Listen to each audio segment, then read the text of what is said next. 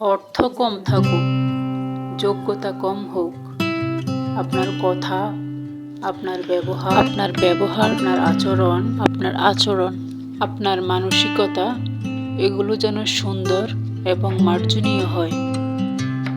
কারণ একজন মানুষ হিসেবে সবচাইতে এগুলোই বড় সম্পদ আপনার। আর মানুষের কাছ থেকে পাওয়া সম্মানটা আপনার জীবনের সবচেয়ে বড় অর্জন। আর আজকে এখানে আনারসের চপ তৈরি করেছি।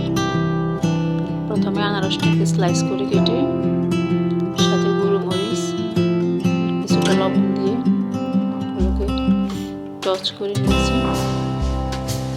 তারপরে এগুলোকে ফ্রাই করে তেল দিয়ে এগুলোকে আনারসের স্লাইসগুলোকে বেসনে কোট করে এগুলোকে ভেজে নিয়েছি।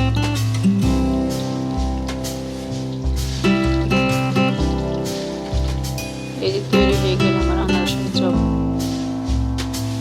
আপনারা বাসায় ট্রাই করতে পারেন। ভালো থাকবেন।